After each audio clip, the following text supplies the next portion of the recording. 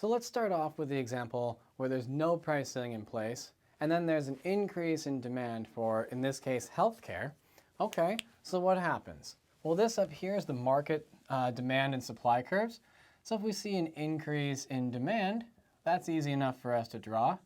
We'll just shift the demand curve to the right, and the new equilibrium point happens at some higher price and some higher quantity. Well, what that does in the firm-facing market structure is it just shifts the marginal revenue curve up to the new price. Okay, so the higher price means that firms can now produce more of whatever it is that they're producing than they used to, because the profit maximizing volume of production increases due to the higher price. Another way to think of it, the higher price, or the higher marginal revenue in this case, since both are equal, covers a higher marginal cost of production.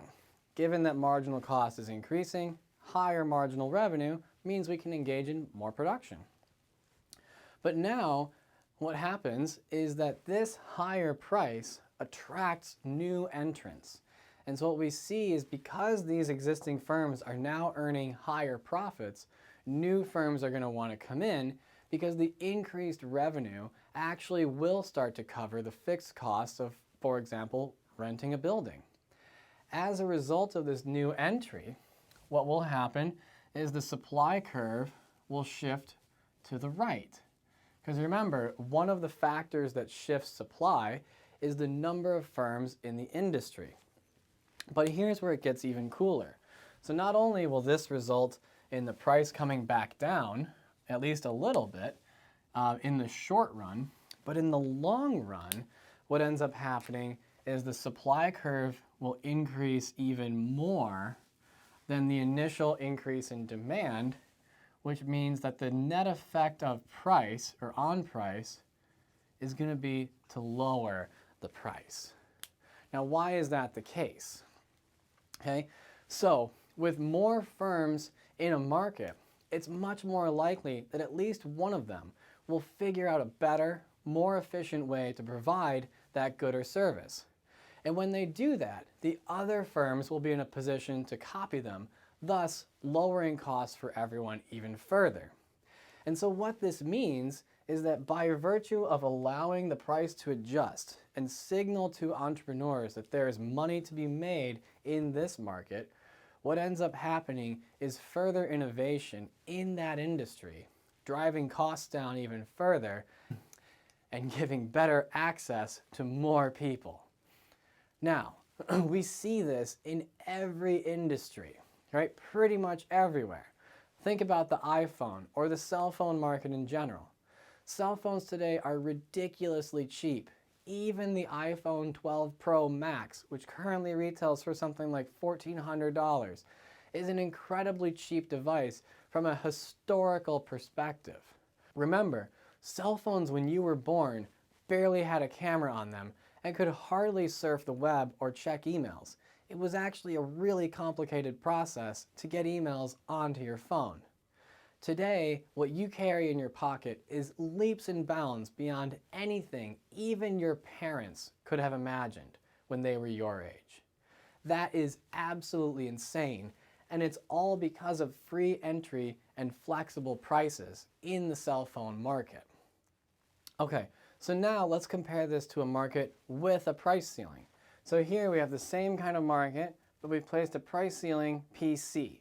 Okay, so this says that price is not allowed to go above that blue line, right? And the firm has a marginal revenue curve that is set at the same price as the price ceiling.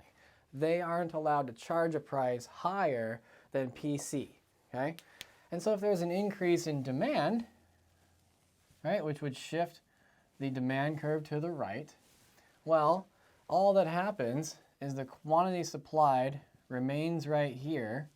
The quantity demanded, which was here, so we'll call this QD1, well, the quantity demanded increases, which is true, and it happened in the previous market as well, but the quantity supplied stays exactly the same.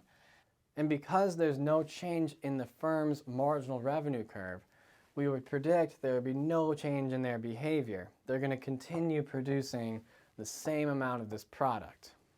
And so what this does is it prevents sellers from having the incentive to actually increase output. They don't get any additional revenue from the increase in demand. They still see the same number of patients per day.